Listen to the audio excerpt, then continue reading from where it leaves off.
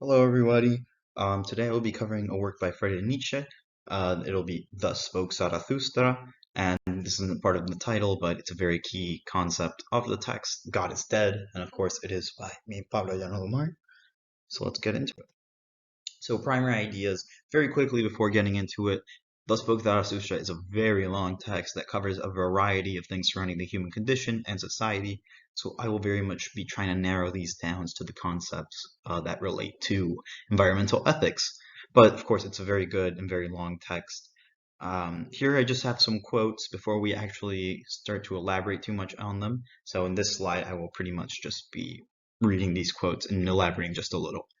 So, a very key idea that starts here that we get from this quote: "You have made your way from worm to human, and much in you is still worm. Once you were apes, and even now the human being is still more of an ape than any ape is." So, initially, that may seem like a bit of a contradictory statement, but we will come to learn that this has a lot to do with how he sees humans and our relation with nature. This is sort of a little bit of an argument or a critique of a lot of anthropocentric philosophy of the time period, and indeed that we have today. It basically tries to refute a lot of the seeing humans as separate or dominant over nature and indeed animals. And he talks a lot about this movement from the beast to the overhuman, which we'll get into. That's the next slide here, and how we are still very much beast. So it very much shows our realm within nature, and just shows that human beings are still part of nature.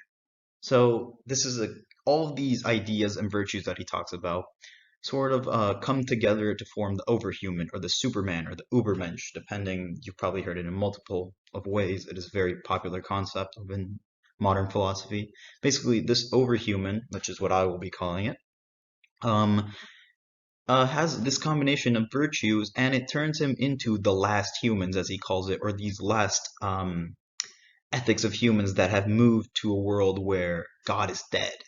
We'll get to that quote in a little bit. So they've formed their own idols, as he calls them, and indeed formed their own philosophy and ethics of the world. Um, First, he sort of critiques here a little bit. This is a critique of modern society. That is a quote here. Must one first smash their ears if they learn to hear with their eyes? Just sort of critiquing the stubbornness or arrogance that a lot of humans, Zarathustra and through him Nietzsche, found that a lot of people had.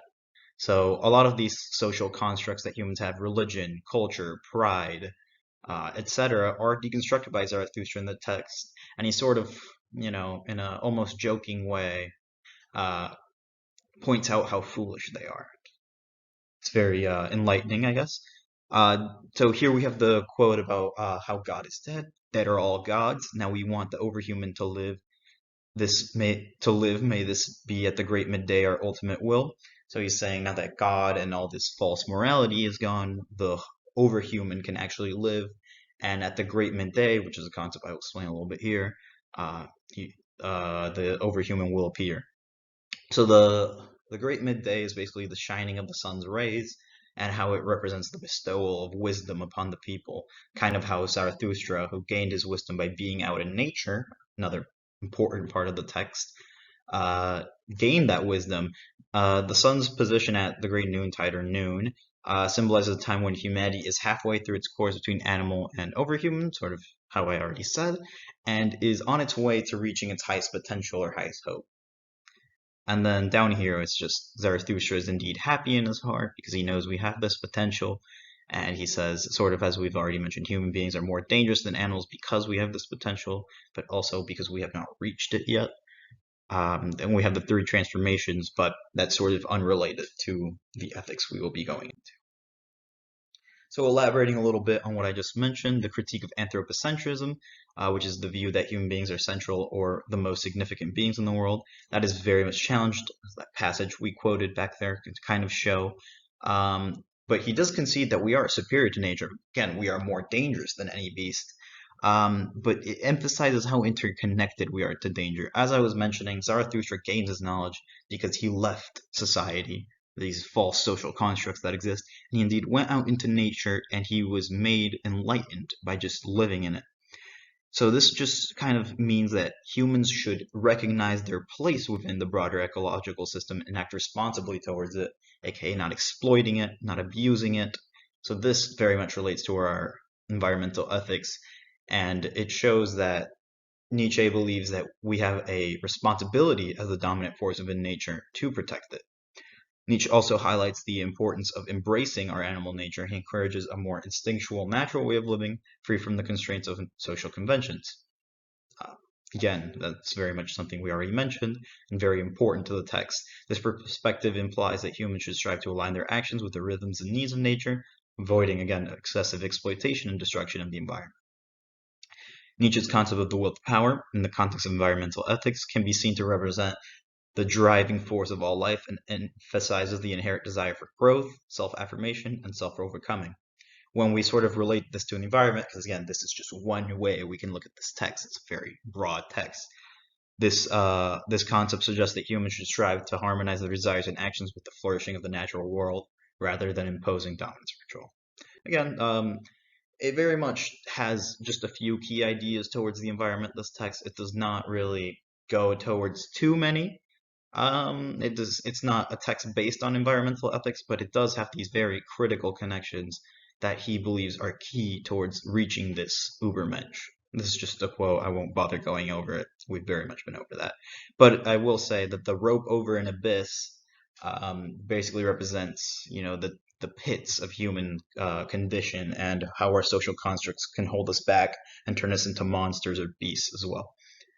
So I love those who do not first seek behind the stars, God, a reason to go under and be sacrifices, but who sacrifice themselves to the earth, that the earth may one day belong to the overhuman. So again, it very much portrays a dominant relationship of the overhuman, but we still have to be responsible and care for the earth.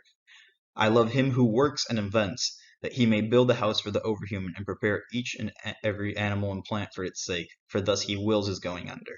Again, more of that responsibility. Embracing the will to power means recognizing one's place within the broader ecosystem and seeking harmony with nature rather than explain or dominate. A concept we've already covered. The overhuman or the last humans follow these and a variety of other virtues according to Zarathustra. And we've already been over this. So this is just a little bit of a conclusion here. What is the overhuman's duty towards nature? Let's just very quickly overview that. In Zarathustra's view, the overhuman's duty towards nature is a virtue, and we have a responsibility, maybe not we, but the overhuman would have a responsibility to preserve and empower it.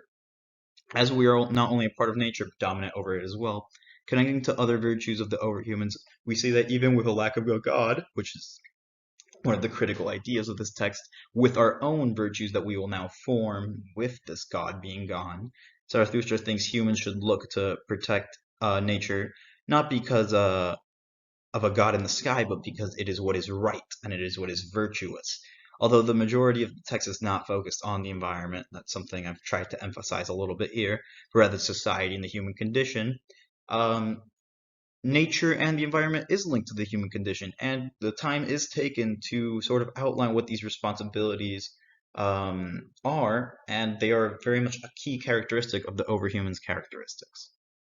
So I hope you guys like that. Maybe I repeated myself a little bit here, but I just very much wanted to emphasize that these were the critical ideas of environmental ethics in this text. This text is, of course, much longer and does cover a lot of other ideas and concepts, but in relation to environmental ethics, at least this is what I understood.